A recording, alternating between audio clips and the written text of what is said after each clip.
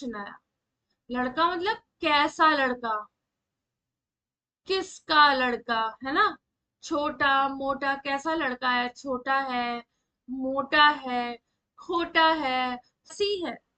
तो कुछ बोलेंगे सुंदर मछली है, कुछ बोलेंगे गोरा मछली है, कुछ बोलेंगे काली मछली है, कोई लाल मछली है, कुछ चौड़ी मछली है। अरे यार ये क्या होता है, सार्वनामिक। तो सार्वनामिक में से सर्वनाम निकला है। ठीक है।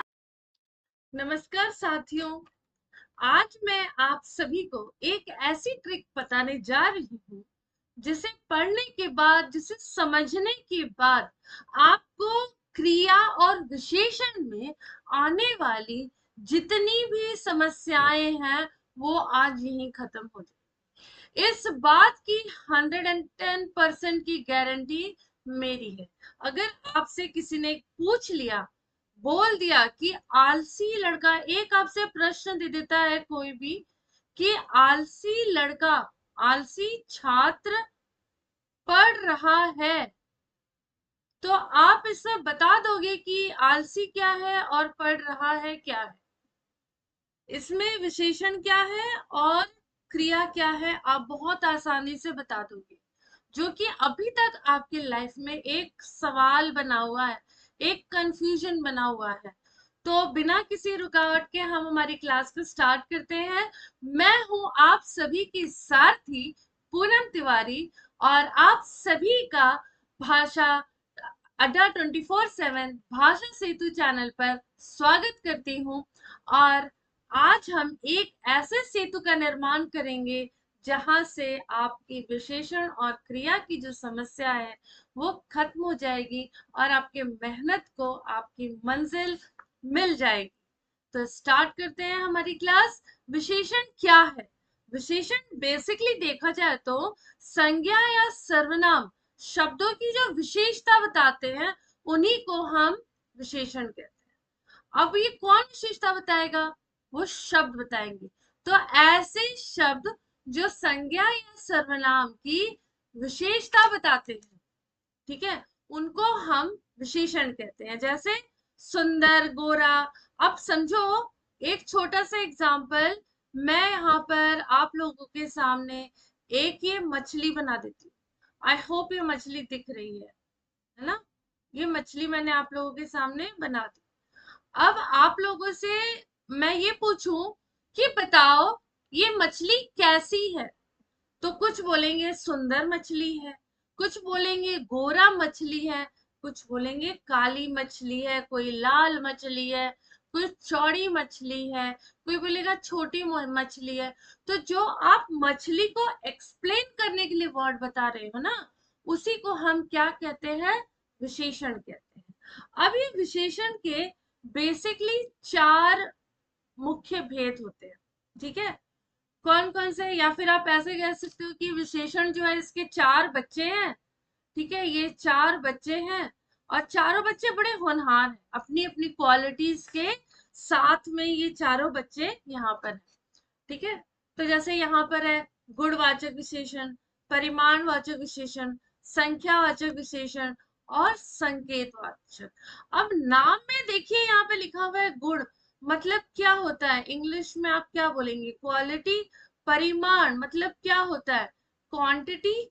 संख्यावाचक यानी जहां पर कि नंबर से रिलेटेड हो, और संकेत जहां पे इशारों से कुछ आपको कहा जा रहा है या फिर कुछ संकेत दिया जा रहा है, कुछ हिंट दिया जा रहा है ना। हिंट देना, क्लू देना, उसको हम ये बोलते हैं। अच्छा, उसके पहले अगर मैं आप लोगों से विशेषण को एक्सप्लेन करने के लिए एक और एग्जांपल देती हूँ।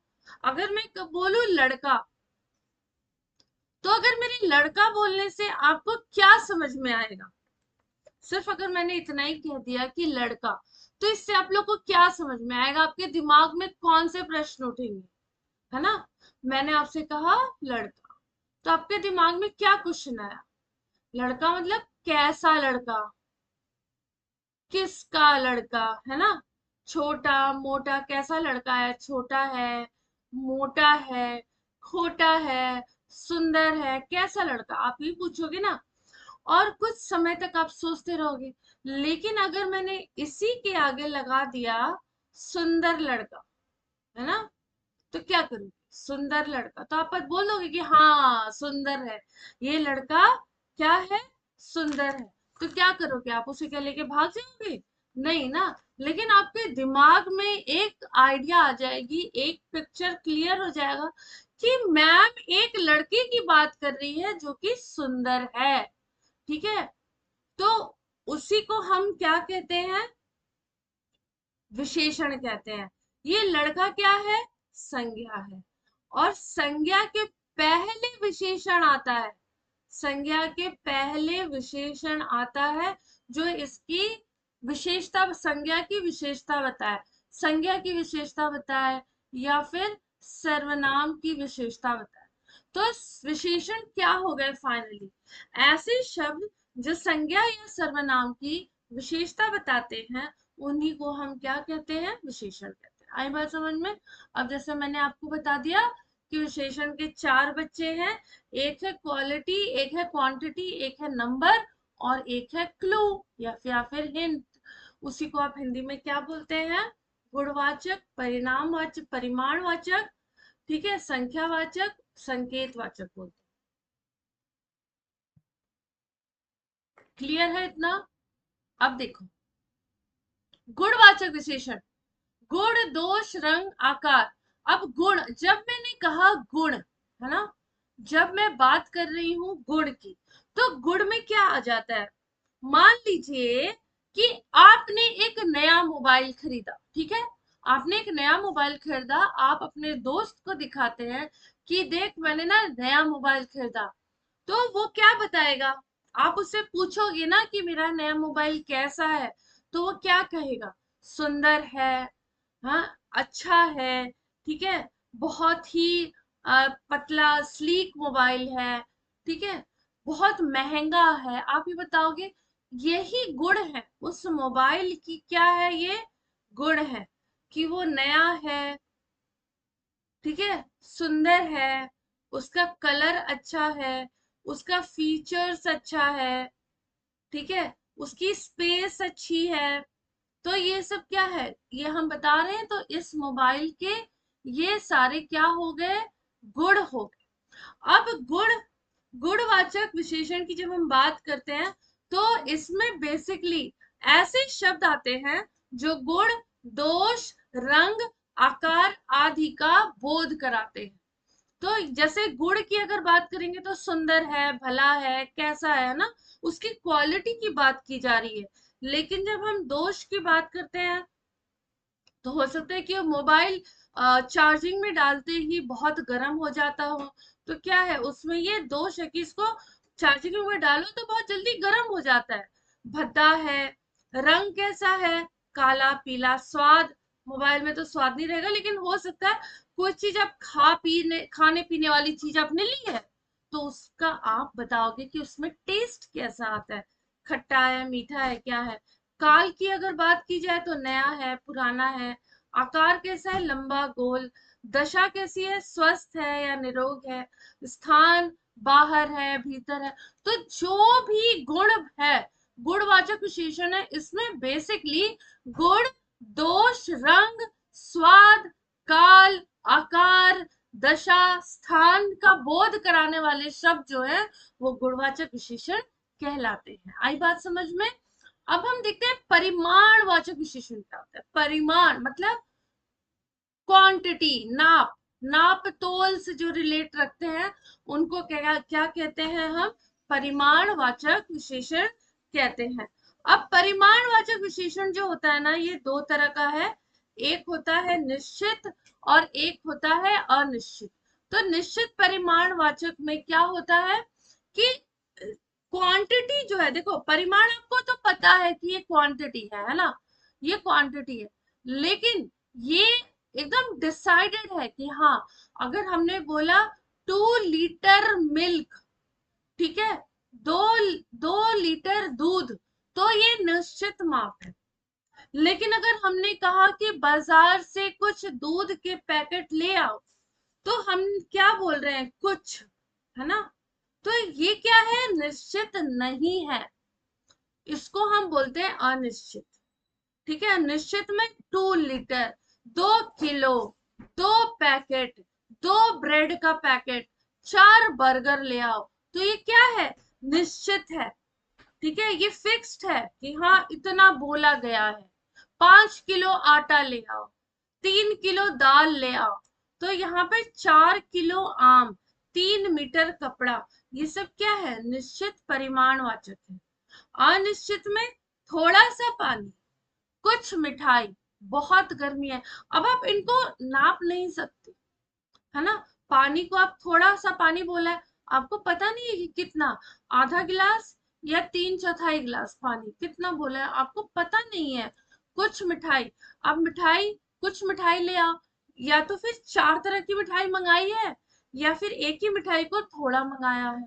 गर्मी, आप उसे मेजर कर सकते हैं, बहुत गर्मी है ना। आप नहीं बोलोगे ना कि 44 डिग्री टेम्परेचर है, 48 डिग्री टेम्परेचर है, नहीं बोलोगे, आप क्या बोलोगे, बहुत गर्मी है।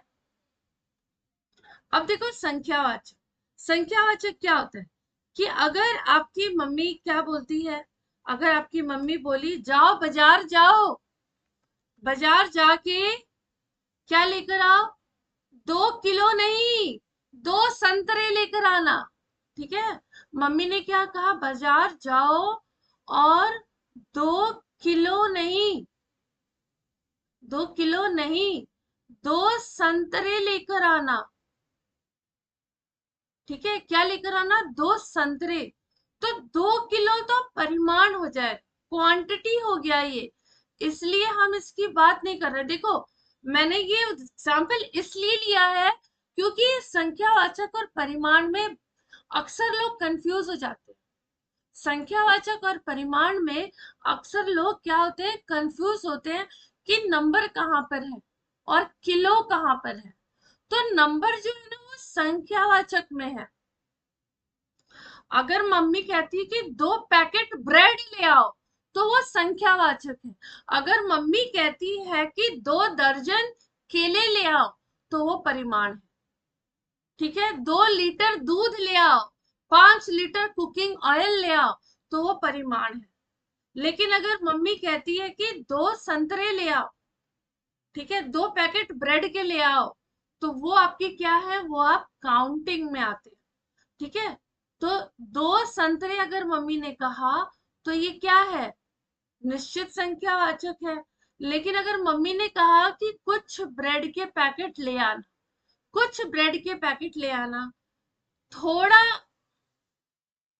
थोड़ा धनिया ले आना, तो वो क्या है, वो अनिश्चित संख्यावाचक है, उसमें आप की कोई क्वांटिटी या नंबर्स नहीं बताया गया। ठीक है, और मम्मी जब कह रही है तो आपको बात माननी है ना।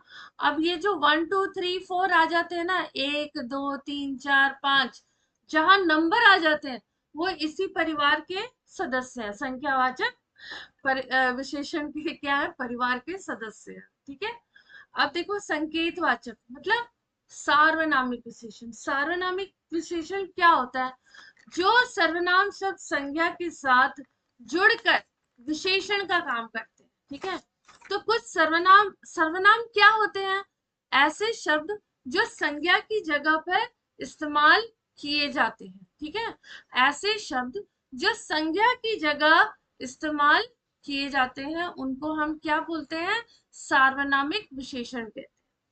अब जैसे पेड़ है, तो पेड़ क्या है, संज्ञा है, और संज्ञा के पहले क्या लगा हुआ है, सर्वनाम लगा हुआ है, ये सर्वनाम है। लेकिन यही सर्वनाम क्या कर रहा है, विशेषण का काम कर रहा है। किसके, इस संज्ञा के विशेषण का काम कर रहा है, पेड़ की विशेषता बता रहा है कि यह पेड़। ठीक है, तो सार्वनामिक विशेषण में ना एक सवाल बन के रह जाता है एग्जाम में कि अरे यार ये क्या होता है, सार्वनामिक, तो सार्वनामिक में से सर्वनाम निकला है। ठीक है, अगर आप इसको तोड़ोगे ना, तो सार्वनामिक में से ही सर्वनाम निकला है। और सर्वनाम ऐसे सर्वनाम जो संज्ञा के पहले लगे होते हैं।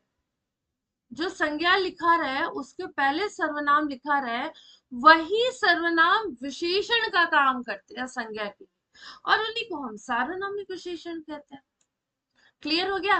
अब देखो, यह पेड़, वह पक्षी, यह छात्र, वह आदमी।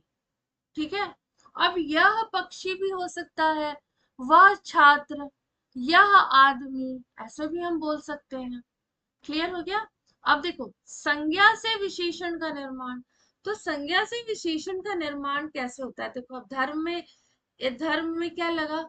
अधर्मी, मतलब ई प्रत्यय लगा, ये अधर्मी बन गया। अनुकरण, अनुकरण, तो इसमें ई प्रत्यय लगा और क्या बना? अनुकरणीय। अर्थ, आर्थिक, इसमें इक प्रत्यय लग रहा है, इसमें ईय प्रत्यय लग रहा है, इसमें क्या लग रहा है? धर्मी, अधर्मी, है ना। और इसमें तुम्हारा अ उपसर्ग लग रहा है, ब्रेड के पैकेट ले अ आना, उपसर्ग है, कुछ ब्रेड और के पैकेट ले आना, ई क्या है? थोड़ा ई प्रत्यय लग रहा है, तो फिर हम थोड़ा इसको ऐसे धनिया लिख ले देते आना। हैं। यहाँ पर ई प्रत्यय लग रहा है, तो ये ऐसा शब्द है जिसमें यह शब्द अधर्मी एक उपसर्ग और प्रत्यय दोनों की मदद से बना है। ठीक है, आदर, आदर में ई प्रत्यय लगा और आदरणीय बना। आलस्य में सी प्रत्यय लगा और आलसी बना। इतिहास में, इतिहास में क्या लगा? ऐतिहासिक, ये बन गया आपका ऐतिहासिक। ईश्वर, ईश्वरीय, ई प्रत्यय लगा। ठीक है, अब ये था आप लोगों का विशेषण। विशेषण और उसके चार बच्चों की कहानी मैंने आपको बताई, जो कि सर्वगुण संपन्न है। ठीक है, अब हम देखते हैं क्रिया। क्रिया को हम इंग्लिश में समझाने के लिए कह देते हैं डूइंग वर्ड्स, या फिर हिंदी में हम कहेंगे जिन शब्दों से किसी कार्य के होने का पता चलता है, किसी कार्य के होने का पता चलता है, उसी को हम क्या कहते हैं? क्रिया कहते हैं। ठीक है, जिस शब्द से किसी काम का करना या होना पाया जाए उसी को हम क्रिया कहते हैं। जैसे नवीन चल रहा है, चारुलता गीत गाती है। तो अब देखो, क्रिया के दो भेद भी होते हैं। एक होता है आपका सकर्मक, और एक होता है आपका अकर्मक। जब हम सकर्मक की बात करते हैं, तो देखो यहाँ पर एग्जाम्पल, यहाँ पे दो एग्जाम्पल दिया हुआ है।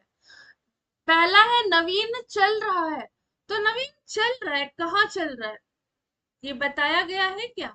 नवीन एक यहाँ पे करता है और एक यहाँ पर क्रिया है। लेकिन जब हम प्रश्न करते हैं कि नवीन कहाँ चल रहा है, तो उसका उत्तर कहाँ चल रहा है, तो इसका उत्तर क्या आएगा? वो कर्म होगा। इसका उत्तर जो भी आएगा वो कर्म होगा। तो यहाँ पर नवीन चल रहा है, हो सकता है कि वो जमीन पर चल रहा हो सकता है रोड पर चल रहा हो सकता है मार्केट में चल रहा हो, ये तो कहीं मेंशन नहीं है। अब कहीं तो चल ही रहा है ना, तो नवीन चल रहा है।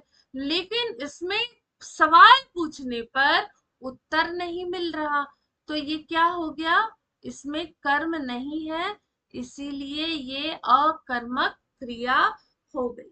ठीक है, लेकिन जब मैं आपसे सवाल पूछती हूँ, चारुलता गीत गाती है, इस प्रश्न कुछ प्रश्न है आपका, तो चारुलता क्या गाती है? यहाँ पर लिखा है क्या गाती है, तो क्या गाती है, तो क्या गा रही है? क्या प्रार्थना गा रही है, भजन गा रही है, क्या गा रही है? तो इसका उत्तर कर्म है। और कर्म में क्या पता चला? कि गीत गाती है। तो जो गीत है यही आपका सकर्मक हो जाता, सकर्मक क्रिया। क्लियर है? अब हम लोग आगे बढ़ते हैं। धातु, क्रिया का मूल रूप। ठीक है, जैसे कि क्रिया क्या है? चलना, है ना। लेकिन चलना क्या हो रहा है? काम हो रही है, काम हो रहा है। अब इसका धातु रूप क्या है? धातु रूप होता है जो क्रिया का सबसे छोटा फॉर्म होता है। ठीक है, तो चलना में से चल जो है वो चलना का धातु रूप है। ठीक है, इसी को हम कहते हैं क्रिया का मूल रूप। चल, देख, खा, बैठ, बोल, जा, लिख, दौड़, हंस, रह आदि आपका क्या है, धातु है। अच्छा, अगर हम अब कर्म के आधार पर बात करें तो सकर्मक, अकर्मक क्रिया और सकर्मक क्रिया। तो अकर्मक क्रिया की अगर हम बात करते हैं तो जिस क्रिया का कोई कर्म नहीं होता, मतलब जिस क्रिया का कोई कर्म नहीं होता, इसका प्रभाव कर्ता पर ही पड़ता है। जैसे बच्चा सो रहा है, लोग बैठे हैं, पेड़ उग रहा है, तो ये सब क्या है, अकर्मक क्रिया है। बच्चा सो रहा है, कैसे, अकर्मक क्रिया है, बच्चा सो रहा है, करता है और यहाँ पर क्रिया हो रही है ना। यहाँ पर क्या है, ये बच्चा करता है और सो रहा है, क्रिया हो रही है। लेकिन वो कहाँ सो रहा है, बेड पर सो रहा है, जमीन पर सो रहा है, ट्रेन में सो रहा है, बस में सो रहा है, कहाँ सो रहा है, इसकी पुष्टि नहीं की गई है। इसीलिए जब हमने सवाल पूछा कि बच्चा कहाँ सो रहा है, उसका उत्तर नहीं मिला। नहीं मिला तो यहाँ पर कर्म नहीं है, इसलिए ये अकर्मक हो गया। लोग बैठे हैं, लोग आपका कर्ता हो गया और बैठे हैं तो कहाँ बैठे हैं, ये क्रिया है, कुछ तो काम कर रहे हैं ना, बैठे भी हैं तो क्या कर रहे हैं, काम कर रहे हैं। पेड़ उग रहा है, पेड़ क्या है, करता है, उग रहा है आपकी क्रिया है। तो लोग कहाँ बैठे हैं, बैठे हैं, लेकिन कहाँ बैठे हैं, इसका उत्तर अब कर्म दे में हो रहेगा, जो भी आंसर आएगा वो क्या रहेगा, कर्म रहेगा। लेकिन यहाँ पर तो कुछ आंसर मिल ही नहीं रहा है, तो ये क्या है, यहाँ पर अकर्मक क्रिया है। पेड़ उग रहा है, कहाँ उग रहा है, गमले में उग रहा है या मट्टी में उग रहा है, जंगल में, पार्क में, कहाँ, नहीं बताया गया। तो ये अकर्मक क्रिया का उदाहरण है। अब सकर्मक, जिस क्रिया का प्रभाव कर्म पर पड़ता है, जिस क्रिया का प्रभाव कर्म पर पड़ता है, सवाल पूछने पर उसी सेंटेंस से अगर हम सवाल पूछेंगे तो आंसर अगर मिल जाता है, कर्म का पता चल जाता है, तब वहां पर सकर्मक क्रिया होती है। जैसे अमन पुस्तक पढ़ता है, तो अमन क्या है, करता है, पढ़ता है क्या है, क्रिया है, पुस्तक क्या है, अमन क्या पढ़ रहा है, पुस्तक पढ़ रहा है ना, तो ये कर्म है।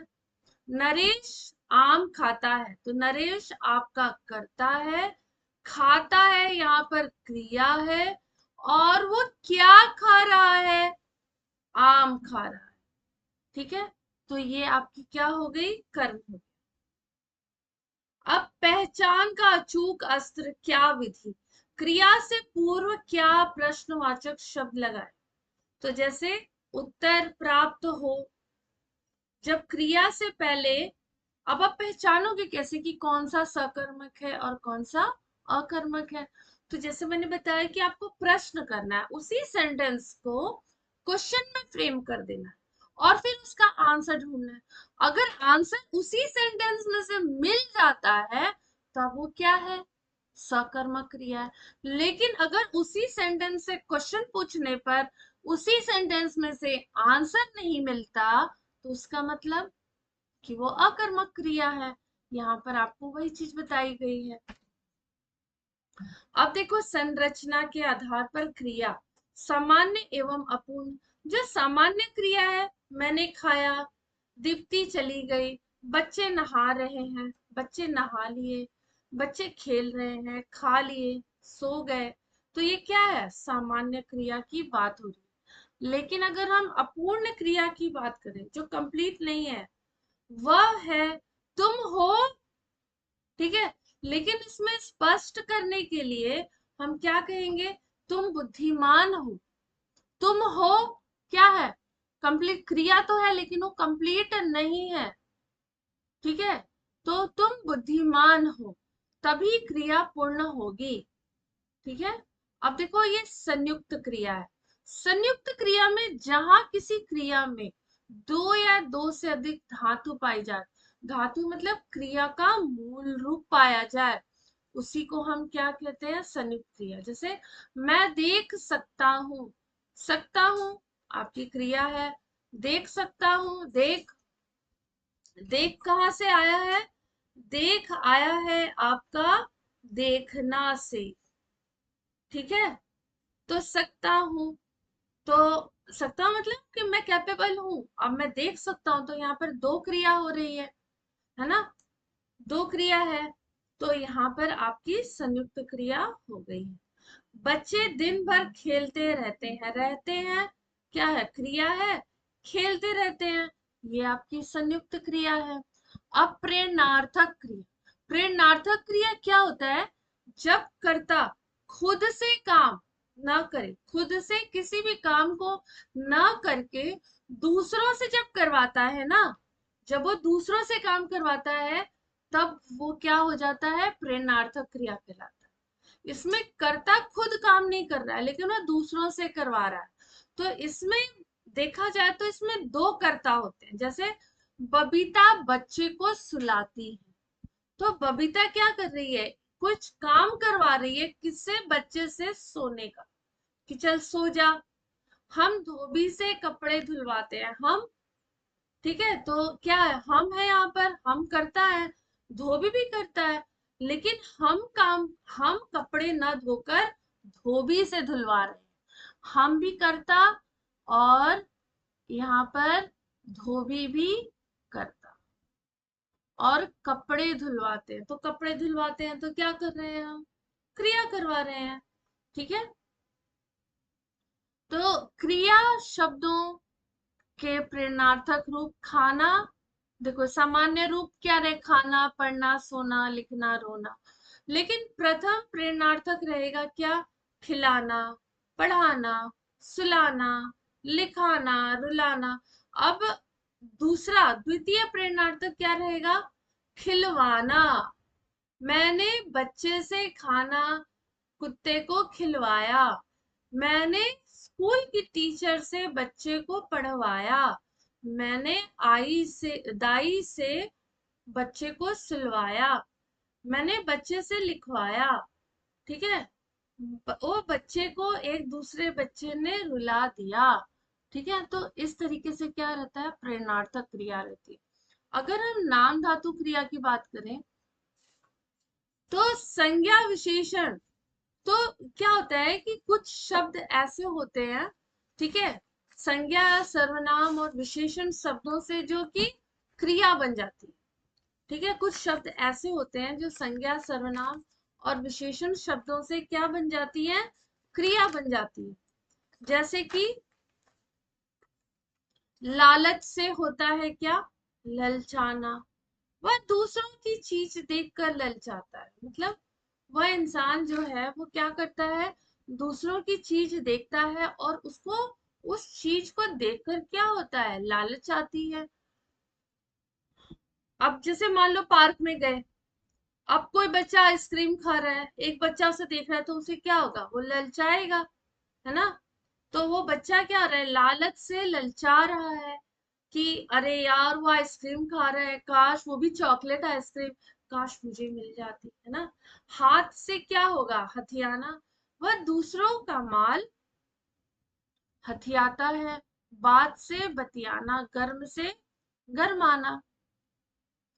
अब पूर्वकालिक एवं तत्कालिक क्रिया की बात करते हैं। तो अब देखते हैं पूर्वकालिक क्रिया एवं तात्कालिक क्रिया क्या होती है। इन दोनों को मैंने एक ही स्लाइड पर आप लोग के लिए लेकर आई हूँ। क्यों, दोनों में ना बहुत माइन्यूट सा डिफरेंस है, लेकिन एक मेजर डिफरेंस। पूर्वकालिक क्रिया जो होती है ना, पहले वाली क्रिया जब खत्म हो जाती है तब दूसरी क्रिया स्टार्ट हो जाती है। पहली क्रिया यहाँ से चली, यहाँ खत्म हुई, तब दूसरी यहाँ से स्टार्ट होगी, यहाँ खत्म हो जाती है। जैसे नेहा खाना खाकर सो गई, तो नेहा ने पहले खाना खा लिया और फिर सो गई। दीपिका पाठ याद करके सो गई, तो दीपिका ने पहले पाठ को याद किया और तब सो गई, ठीक है। तो पहले एक क्रिया खत्म हुई, फिर दूसरी वहां पर स्टार्ट हुई। अब इस सेंटेंस में पूर्वकालिक में क्या रहेगा, सेंटेंस में जहां पर पहला वाला क्रिया खत्म हो रहा रहेगा वहां पर या तो कर लिखा रहेगा या तो फिर करके लिखा रहेगा। ये दो वर्ड वहां पर रहेंगे। ये आपकी ट्रिक है, ठीक है, ये आपकी ट्रिक है पहचानने का। जैसे देखो, खाना खाकर सो गई, याद करके सो गई, तो ये आपकी पूर्वकालिक क्रिया है। जो तात्कालिक क्रिया है, इसमें क्या होता है कि अभी तक हमने देखा कि पूर्वकालिक में एक क्रिया खत्म हुई दूसरी स्टार्ट हुई, लेकिन तात्कालिक में पहली क्रिया चलती रहती है, अभी तक कभी वो खत्म ही नहीं हुई रहती है कि दूसरी भी उसके साथ चलना शुरू कर देती है। जैसे सात्विक विद्यालय से आते ही पढ़ने लगा, जब मुख्य क्रिया करते ही दूसरी क्रिया भी साथ में हो जाए उसी को हम तात्कालिक क्रिया कहते हैं। अब विशेषण जो है ना, विशेषण की ये फैमिली है और इनके चार बच्चे हैं। चार बच्चे हैं और चारों बच्चे बहुत ही क्या है, बहुत ज्यादा होनहार है। ठीक है, ये चार बच्चे हैं और बच्चे भी ऐसे हैं कि इतने होनहार है कि पूछना नहीं। गुणवाचक विशेषण में हमने पढ़ा कि इसमें गुण आएगा, दशा आएगी, रंग आएगा। ये बेसिकली मैं आप लोग को एक बार रिवीजन करा रही हूँ लास्ट का। रंग आएगा, फिर से जगह आएगी, ठीक है, आकार आएगा। अब परिणाम में ये दो तरह का परिणाम होता है, एक होता है निश्चित, एक होता है अनिश्चित। निश्चित में जैसे कि परिमाण है तो आपका हो जाएगा 2 किलो आलू लाओ, 2 किलो संतरे लाओ, ठीक है। यहां पर इस तरीके से बात की जाएगी। अनिश्चित में कुछ नींबू लेते आना, कुछ आलू लेते आना, ठीक है, ये इसमें बातें की जाती है। लेकिन जब संख्यावाचक आता है तो संख्यावाचक में भी दो तरह का हो जाता है, निश्चित और दूसरा होता है अनिश्चित। संख्या में हम बोलते हैं 4 ब्रेड का पैकेट लेते आना, 4 बिस्किट का पैकेट लेते आना। अनिश्चित में हम बोलेंगे कुछ ब्रेड लेते आना, कुछ पाव लेते आना, ठीक है, जो पाव भाजी का पाव रहता है, कुछ पाव लेते आना। तो उसमें हमने नंबर नहीं बताया, हमने कुछ बोल दिया, ठीक है। संकेतवाचक की अगर हम बात करते हैं तो इसी को हम क्या बोलते हैं, सार्वनामिक विशेषण कहते हैं। क्या कहते हैं, सार्वनामिक विशेषण। क्या होता है, जैसे मैंने लिखा यह घर, ठीक है, मैंने यहाँ पे लिख दिया यह घर, तो घर क्या है, संज्ञा है, और संज्ञा के पहले सर्वनाम आया, यह क्या है, सर्वनाम है। तो जो ये सर्वनाम संज्ञा के पहले आ जाते हैं, यही सर्वनाम विशेषण का काम करते हैं, इसीलिए हम इन्हें सार्वनामिक विशेषण कहते हैं। आया समझ में।